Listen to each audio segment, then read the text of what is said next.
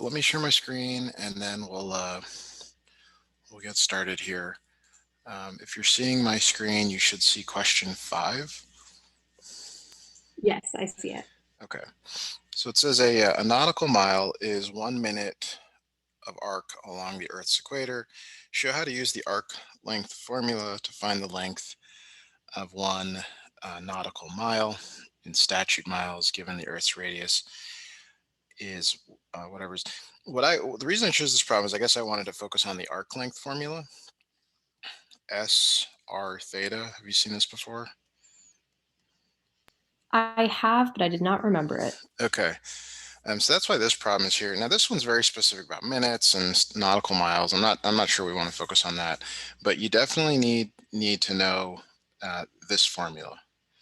Okay, and the thing that maybe isn't made clear is that theta is actually in radians, not degrees.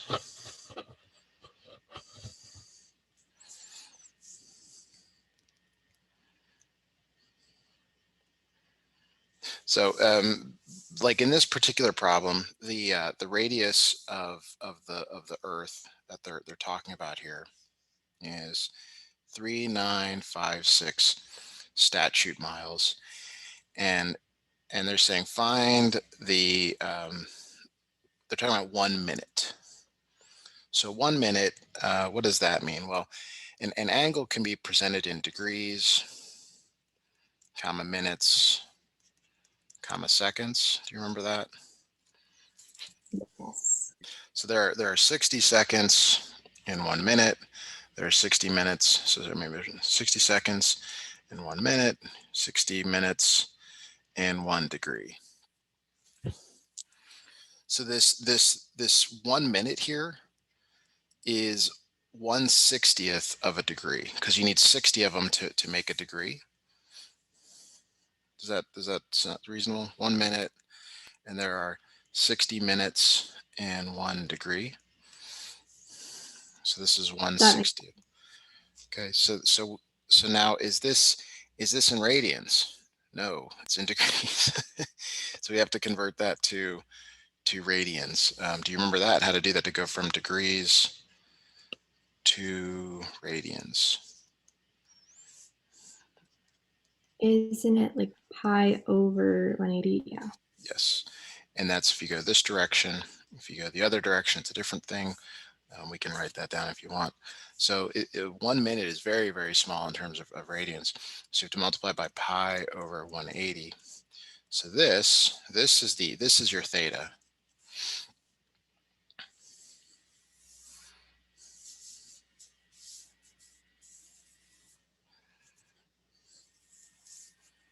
Is that okay so far? I just want to make sure it's clear. So S equals r theta. Well, your r is 3956, and your theta is this 1 over 60 times pi over 180. And that's a number. You can throw it in your calculator, get what you want.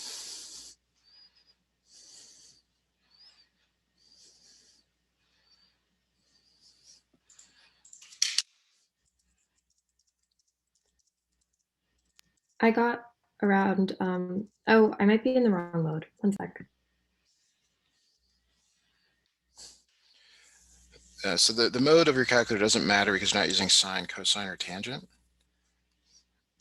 But I'll get you numbers well. 3956. So I get 1.151, and that's in miles.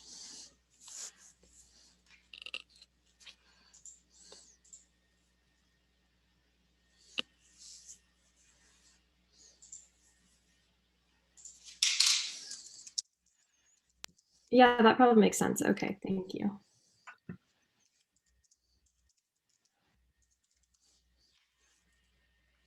Okay, so we can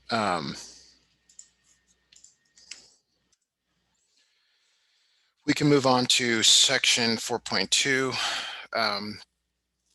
This one I think is more clear to sort of try to understand.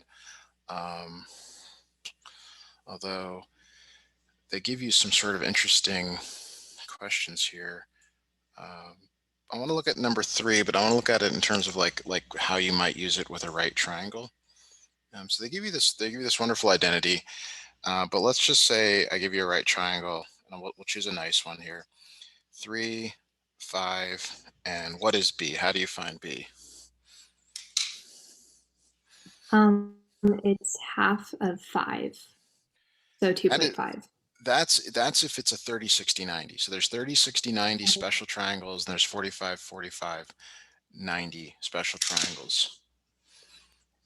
Okay, well then if it's not a special triangle, then 3 squared plus b squared equals 5 Yes. squared. Yes. So so that's 3, and the reason I'm asking you is because this is supposed to be one that's really recognizable. It ends up being that B equals 4. If you need me to clarify that, I can.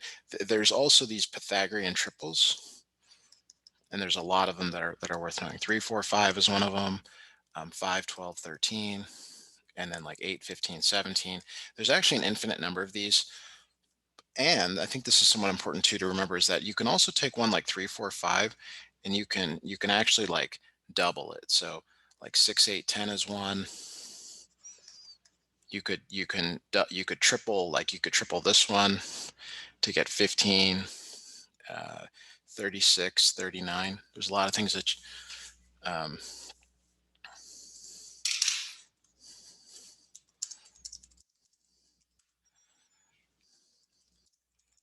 is that okay? Is that clear? Yeah, that's clear. Thank you. Okay. Sorry, there's just, there's no, I can't read body language in this. So let's call this angle B right here. What is the sine of angle B? Can you tell me that now that we know that this is 4? It's 4 over 5. 4 over 5. How about the cosine of angle B? It's 5 over 4. Cosine is Oh, adjacent over hypotenuse. The adjacent is always a leg, and the difference here is that adjacent means next to, but it's a leg, not a hypotenuse. So maybe you've seen this. A lot of ways to remember this, but these show the relationships between the legs there. So if that's clear, this is the relationship: sine squared. How did your thing do it here? It said sine squared theta plus cosine squared theta equals 1. Theta just means an angle. So in our case, theta is b. So it's sine squared b plus cosine squared b equals 1. So is 4/5 squared plus 3/5 squared, is that equal to 1? Does that work? So this is 16 over 25 plus 9 over 25, which is 25 over 25. Yes, that does in fact equal 1.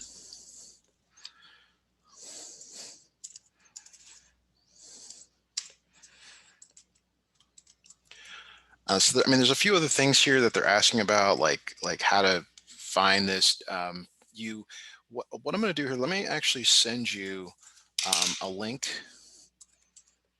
to, it's a reference sheet for trigonometry, and I'm going to do that through the chat here. The first page will be very relevant to what we're doing. Specifically, the ratios between sine, cosine, tangent, secant, cosecant, cotangent. Oh, that's really good. Thank you. Yeah, I think I'll be allowed a note card on this, so I'll definitely use this. great. Okay, so let's get back to what you sent me. I'm going to move to 4.3. Wow, this one's really what I just sent you is really useful for that. So let's look at question 1. There is, on page 3 of that PDF I sent you, is a unit circle, and that's incredibly useful here, because this first problem is asking you to figure out what's going on in each quadrant. So there's this this, I think it's a mnemonic, is the right word, ASTC. All students take calculus. Not true, but that's how a lot of people, remember this here. What it means is that A here means that they are all positive. And what is that referring to? Well, it's referring to sine, cosine, and tangent. But let's remember, what is tangent? Tangent is sine over cosine. So if sine and cosine are positive, well then tangent is positive as well because it's a result of that. So sine theta is positive, and generally we can say this like it's like in quadrants 1. Okay, quadrant 1 sine is positive. Now over here the S means that sine is positive. That's what the S stands for. It means that cosine and tangent are negative. So the letter tells you which one is positive, whether it's all or the individual one, and then the other ones are negative. Okay, so cosine, for example, is negative in quadrant 2. That's what we take away from this. So why is tangent negative? Well, sine is positive and cosine is negative. Sine over cosine, positive or negative, is a negative here. In the third quadrant, tangent is positive. Okay, and you might think, well, shouldn't they all be positive? Well, if you have two negatives, sine and cosine, if they're negative, the ratio of them gives you a positive. So tangent is positive in quadrant 3. It's also positive in quadrant 1 that we just talked about. This thing on the left is very confusing. This thing on the right will be much clearer for you. The lower right here is that cosine is positive, and then sine and tangent are negative. So if you can remember this, it's very helpful for doing what I think what I think you're going to be asked to do in a future question here, maybe. Um, like if you have a unit circle, I could say, what is the sine of 210 degrees? And you could just look on your unit circle there. That's page 3 of that PDF I sent you. The thing is, though, is you can actually do it by understanding the information here and what are called reference angles. You remember reference angles from class? Maybe. So 210 degrees, and this is very rushed, but 210 degrees, if you start here, you go 90, 180, and you go a little past it. Okay, so you're right there. The reference angle is the smallest angle made with the x-axis. So this right here is equal to plus or minus the sine of 30, or in this case, 30 is what's called the reference angle. It's the smallest angle made with the x-axis. The plus or minus is because you don't know it's whether it's positive or negative. But since you know this up here in the top right, if you're in the third quadrant, sine is negative. So you know that this is negative sine 30. So what we've done is convert a problem that you have no idea how to do into one where you're supposed to know in the first quadrant. You're supposed to know all those first quadrant values here. There's 30, 45, and 60. Now, whether you know them or not, I mean, that's up to you, but because you have a note sheet, but that's what's going on here. That's what they're trying to get you to see for that. So that's why this whole thing on the top right is helpful. Where we can go through some more of these questions, but I got to make sure this is clear. Is this ASTC clear for you? Yeah, that makes sense. Okay. Yeah, I see that. Great. Now, cotangent is really tangent. So if I ask you, well, where's cotangent negative? This is over in part D. I'm really asking where's tangent negative? Well, tangent is positive here. Okay, it's negative there. So cotangent is also negative in the second quadrant. Tangent is positive here. That means cotangent is positive. Over in this fourth quadrant, cotangent is negative because tangent is negative. So Cotangent, oh, sorry. Cotangent is just like tangent, but the numerator and the denominator are flipped, right? that's right. That's right. So in this case, you have a lot of ways. Like what I do. Let me write this out here. You have sine and you have cosine. So the reciprocal of sine, 1 over sine, is cosecant. So if you have sine, you can immediately figure out cosecant. cosine is related to secant. 1 over cosine is secant. So if you know cosine, you immediately know secant. If you know these two, you know tangent, because tangent is sine over cosine. So see how that if you know these two, it produces 1, 2, 3 more. The last one here is cotangent. So 1 over tangent is cotangent. So if you know tangent, it leads to cotangent. But also, if you know cosecant and secant, it also leads to tangent. So see how knowing just these two maps to all the other ones that you've got here, and that's what you have to be able to do.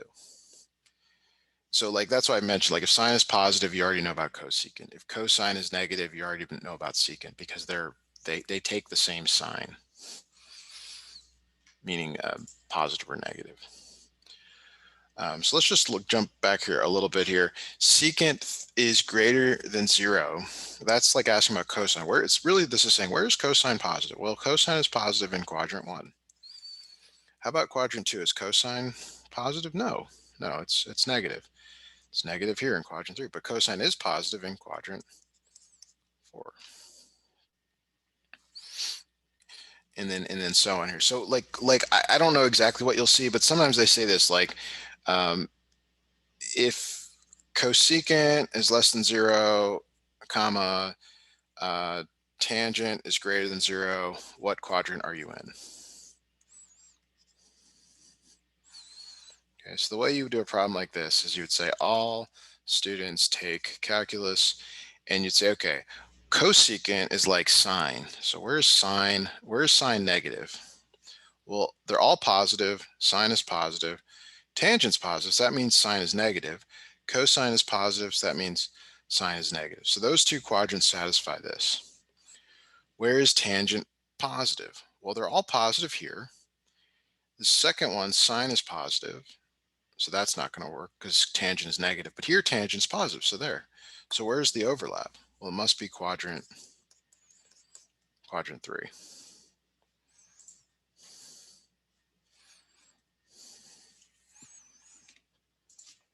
All right, let's move on to 4.4.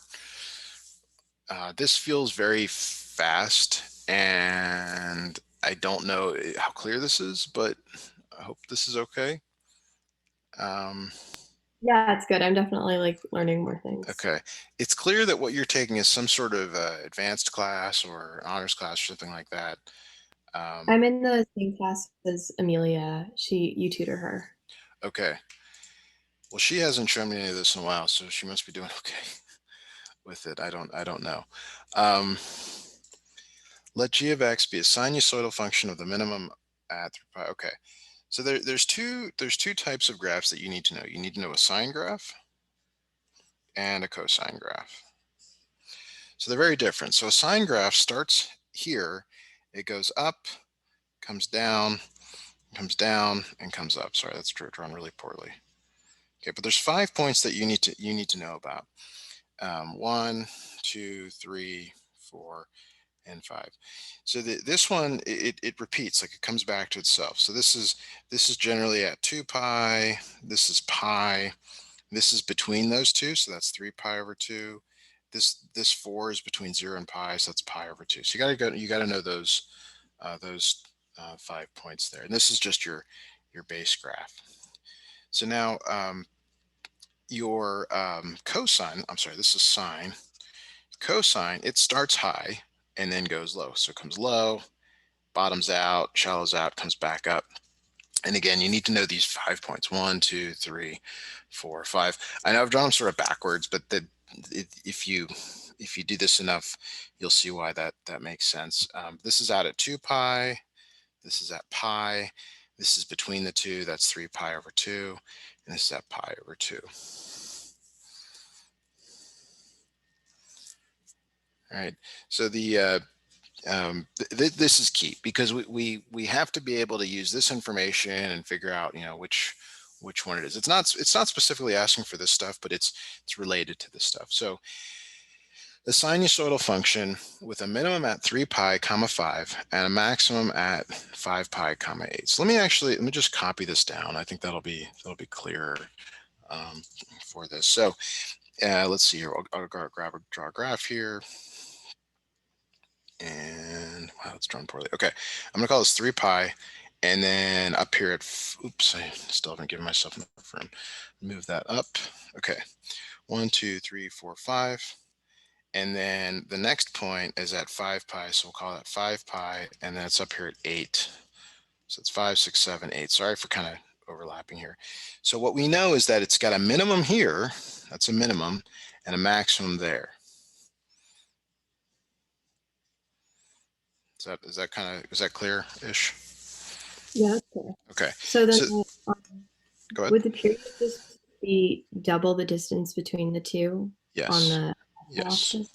So it's left minus right, and that's 5 pi minus 3 pi, which is 2 pi. So but in this case, that's half your period. So it's like half your period. So you have to double that number like you just said. So it becomes 4 pi. If it said it had another minimum at like 5 pi comma 5, then that would be a full period. But because it's min to max, that's why this is a half period. The amplitude is the max minus the min divided by 2. So that's 8 minus 5 divided by 2.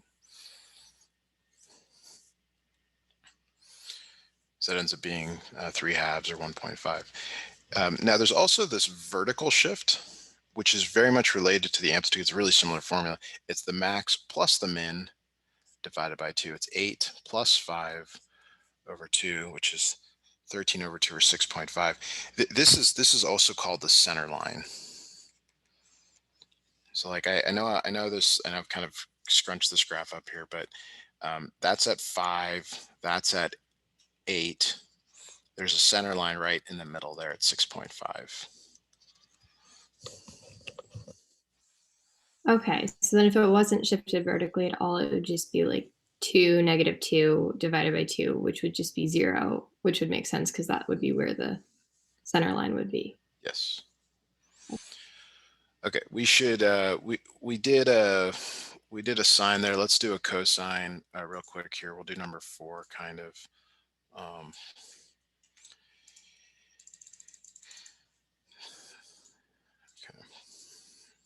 All right, for each graph, okay, show the formula here. So there's a lot of information here. There's this this max, this min right here, and I don't know what that is. That's a weird thing.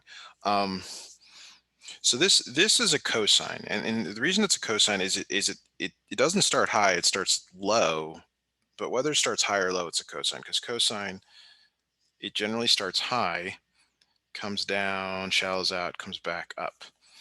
Okay, but if you flip it, you get what we're seeing in this graph on the left. So that's a negative cosine. This one is a negative cosine. This is a positive cosine up here. Okay, whereas the one we just did, I don't know, I just assumed it was a sine, but what is the period here? So the period, you could go min to max and then double it, or you can go right minus left. Which one would you do here to find the period? Right minus left, probably. Okay, so that's I call this peak to peak. It's 2 pi minus a minus 2 pi, which gives you 4 pi. So your period is 4 pi. Now the equation, it's not written. It's a cosine bx plus c plus d. I think that's all there. Yeah. And so the period p is 2 pi over b. Your period is 4 pi. So 4 pi equals 2 pi over b. If you solve for b, these end up swapping positions, but you can also cross multiply here. 4 pi times b equals 2 pi times 1. B is equal to 2 pi divided by 4 pi, which is equal to 1/2. So your b is 1.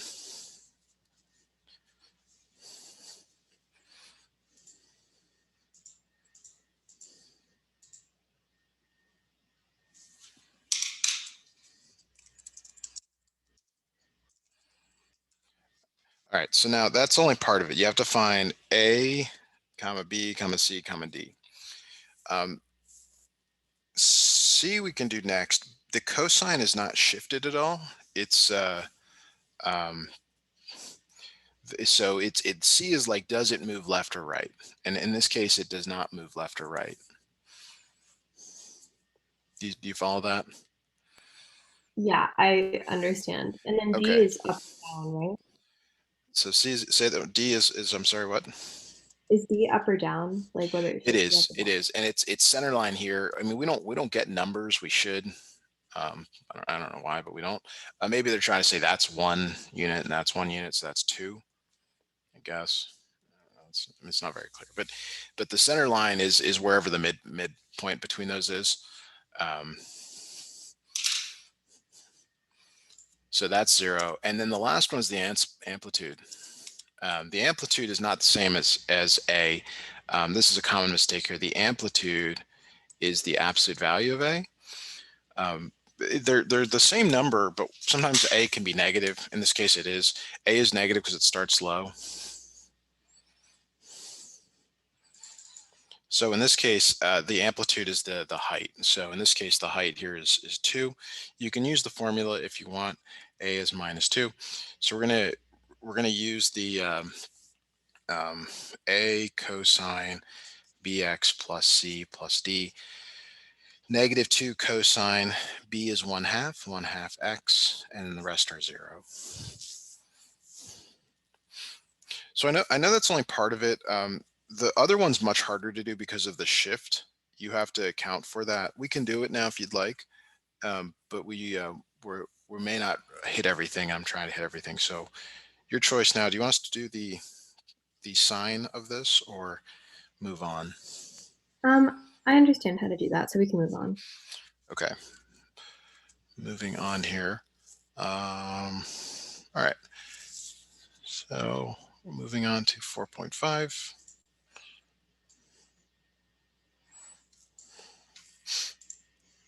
Is this the style of your exams like this, or are they made by the instructor? They're made by the instructor, and it's a lot of like conceptual stuff, and you Okay. can't really know what to expect to see on them. Okay, great. All right, so the period, if you have a sine or a cosine, the period is always 2 pi over b. However, if you have a tangent, it's pi over b, which is different.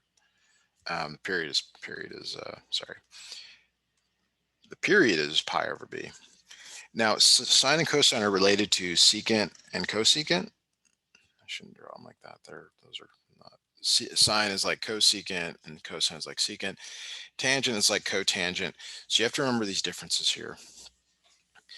So in this case, the period of this function up here is 2 pi, I'm sorry, pi over b. Well, b is b in this case. Your period is pi over b, which is that letter right there. Why do they give it to you? Huh, that's weird. So let me just change this. Well, we'll get to it. The asymptotes occur based on where the this function is undefined. Tangent bx is equal to sine bx over cosine bx. So this is undefined, or where there's asymptotes is where cosine bx equals 0. And you might think, well, how do I do that? Well, we know cosine looks like this. So we're looking for these 2 points here. So where do those occur? Those occur at pi over 2 and 3 pi over 2. But that only is because that's only the case if b is equal to 1. So this one's a little bit tricky to actually write down an answer for because it really depends on the value of b. So like, for example, if b was 1, the asymptotes would be at pi over 2 comma 3 pi over 2. But then you might say, well, don't they go on forever? Yeah, this goes on forever. Well, how does it repeat? it repeats by pi over 2 plus the period, or whatever the difference is between this, the period over 2. The period in this case is pi. So the full answer is like pi over 2 plus pi n, because it continues on every pi it hits there.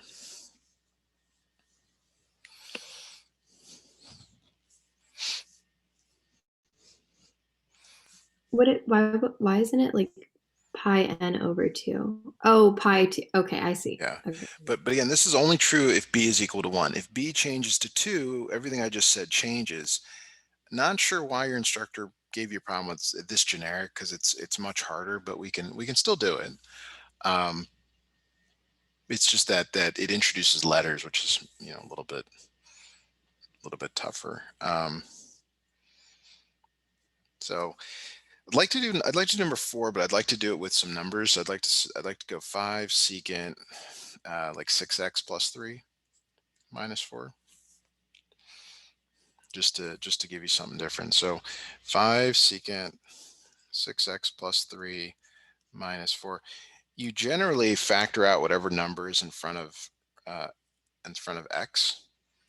So in this case, it's 5 secant 6 x plus 1/2 minus 4. Like, this is a really common thing to do. Hopefully you've seen that before. So this is the b value. That's the b. So the period is 2 pi over b. Your b is 6. 2 pi over 6. That's pi over 3. Now the asymptotes come from wherever this function is undefined. Secant is really 1 over the cosine of 6 times x plus pi 6 plus 1/2. Okay, so now we got to figure out where does this thing equal 0? Because that's when it's undefined. I'm sorry, this minus 4 is up here. So where does this equal 0? Well, where does cosine equal 0 again? We just looked at it. It starts high, goes low, does this. But now we've got some issues. We've got, like, this thing is a phase shift. I actually should change this number. I should make this, I should probably make this 6 pi, and then this is 1 over pi over, I'm making this too complicated. Okay, forget that. Where does this equal 0? Well, the 6, what it does is it changes, like, where these endpoints are. So, like, rather than it being at, this is drawn really poorly, rather than being at 2 pi, it's now at pi over 3. This is now pi over 3 instead of 2 pi. Okay, but this shifts everything left 1/2.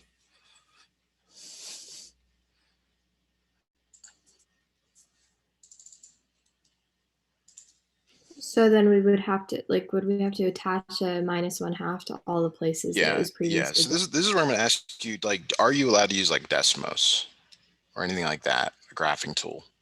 No, not on the tests. Okay.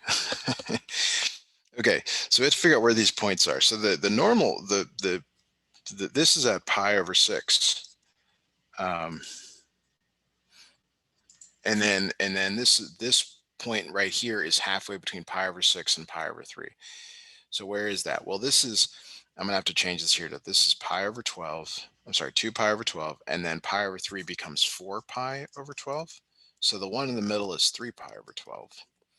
This right here is normally at 0, and then this is 1 pi over 12. So this corresponds to that, that corresponds to that, and you're shifting them left 1/2. So it's pi over 12 minus 1/2, comma 3 pi over 12 minus 1/2.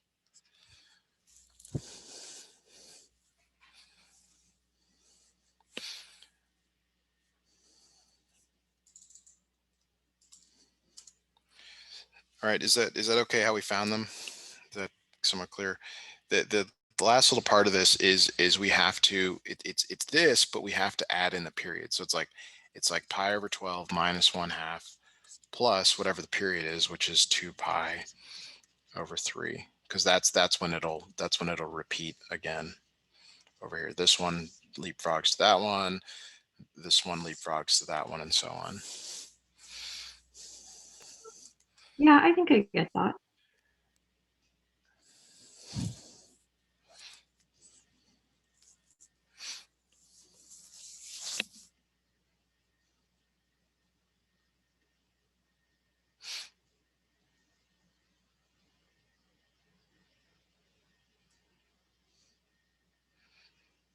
All right, I'm just looking ahead to the next one.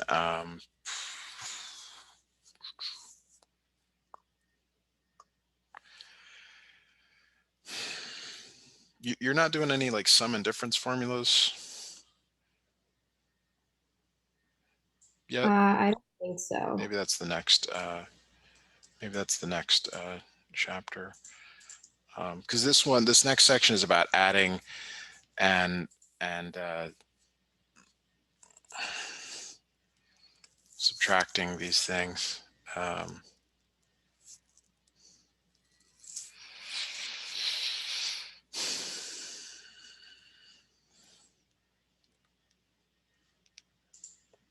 So I need to look up a reference here because I haven't seen this in a while, and I don't want to tell you the wrong information. Looking at looking at question 2 here, it says tell whether each function is a sinusoid and explain. From what I recall, we have to do this in a way where we have the same period. Everything has to have the same period. Like I think B, we could safely say is 1 because the periods are the same. But it also has to do with whether your sine and cosine are because they're called both even and odd functions, and I want to make sure I give you the correct information. There is a way to write these as a single sine or cosine, but that's maybe not what's being asked here. So like in question A here, you can factor out this 3, and you have x minus 5/3 in here, minus cosine, and then 2x minus 5/2. So what we have here is we have we have a sine with period 3 and a cosine with period 2. And those don't seem to work well together, but I don't know what I don't really know what your instructor wants here. These do eventually, they do eventually combine. It's just that it repeat. But do you recall anything from class that your instructor had you do here to verify these?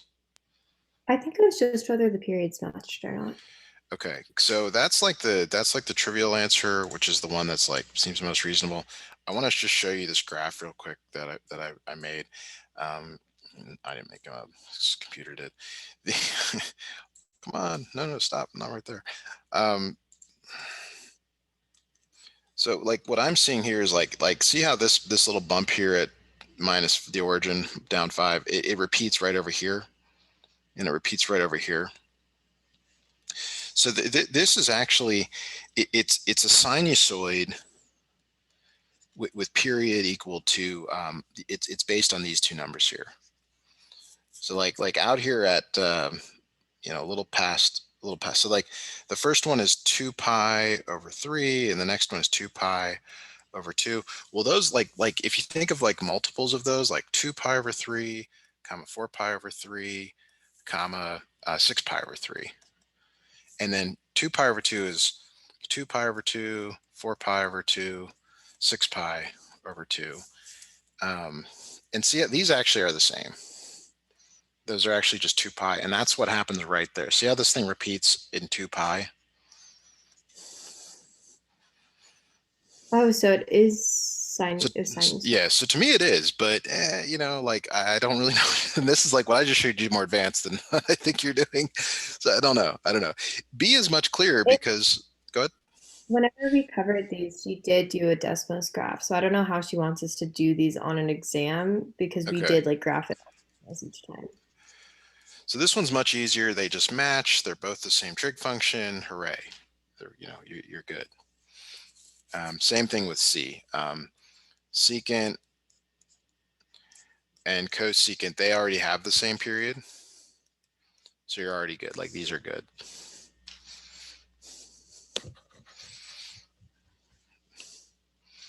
So I don't know. I guess I would maybe ask, is your test tomorrow? I know it's on Thursday. Okay, maybe ask, get some clarity on that. I just need to step away for 1 minute. I'll be right back. Okay.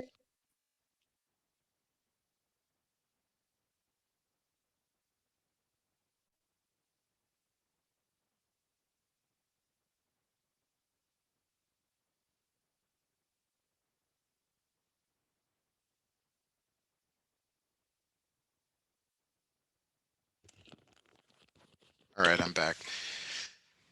Same thing with D. Sine and cosine, they're fine here.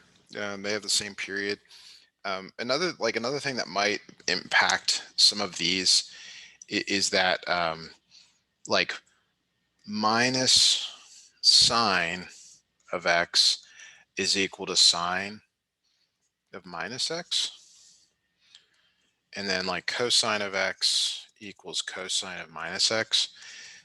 Sometimes this plays out as being important here, especially this one right here, because you can move the negative in if you need to. I don't see any of that happening here, so that's why I said maybe just check and see if you get a little more information from your instructor on this. Okay, let's do 4.7. We'll kind of figure out figure out which one of these we can do in the time remaining here. So let me get this one here. 4.8 looks like an applications. Maybe it's not going to be covered on the exam. Okay, so sine inverse. She said that word problems would definitely be on there. Okay, these are conceptual though. They're like, well, that's not true. Okay, well, we'll see. We'll see if we get something. There's in that reference sheet I sent you on page 4. It tells you. It talks about inverse trig functions. It shows you domain and range on page 4. I'm going to draw the picture for sine. So sine inverse is defined from minus pi over 2 to pi over 2. Okay, and it's a little bit awkward because it says range, but that's where sine inverse is defined. Tangent is really similar, tangent inverse, except it's not defined at the endpoints. Okay, so we'll try to answer some of these questions, but this has to be known. And then cosine inverse is a different graph. It's defined from 0 to pi. And your unit circle there. Okay, so now how do we answer this? Well, we already talked about this ASTC thing. So sine is positive up here. So this sine inverse of sine x, it works some of the time, but not all the time. Like it depends on the angle. Like you can't take the sine you can't take the sine inverse of a number over here or over here. And also the kind of the awkwardness is that it's not like 0 to pi over 2 and then 3 pi over 2 to 2 pi. It's negative pi over 2, which we haven't seen. So like if the sine of x, let's say x in this case is like pi over 4. The sine of pi over 4 is square root 2 over 2. That's from your unit circle. What is the sine inverse of square root 2 over 2? Well, that is pi over 4, but that's only because you're in this first quadrant here. So like letter A, which we're talking about right now, it's good in the first quadrant, okay? But let's just say I want the sine of minus pi over 4. Well, we know that down in quadrant 4 here, sine is negative. So this is negative square root 2 over 2. What is the sine inverse of negative square root 2 over 2? Well, we go back to our sine inverse function. It's good here, so it's not in the first quadrant, so it must be down here. So that is minus pi over 4. So it looks like This one is good, but you have to know that it's from minus pi over 2 to pi over 2. Okay, so now let's look at the second one. This is where it gets, I think, more interesting. So the second one says sine of sine inverse of x. So let's do a sine inverse of x. In this case, let's let x equal pi over 6. So sine inverse of pi over 6 is, you got your unit circle, it's at 30 degrees, that's 1/2. Okay, so what is the sine of 1/2?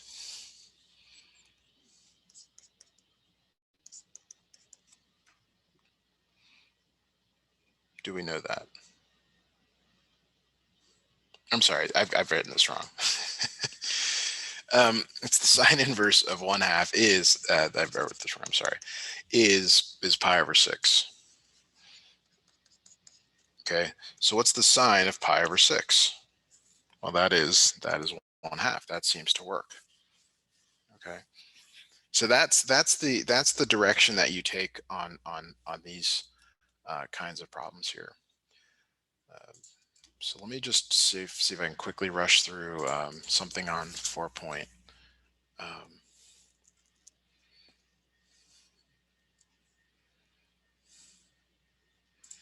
See if I can quickly do one here in the last section.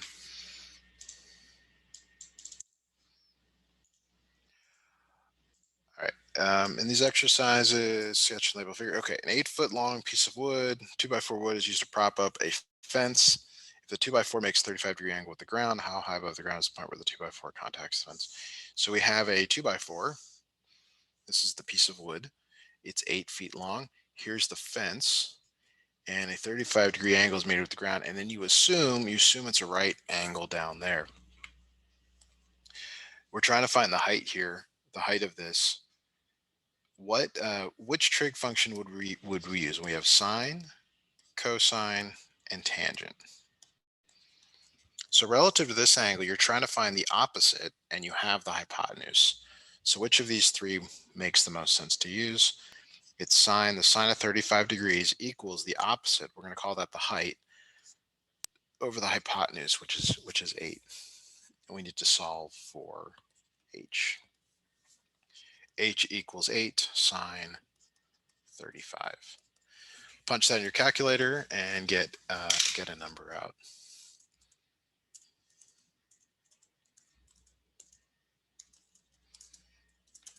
So I get 4.59 feet. The other ones are similar. I'm sorry, 5 is similar.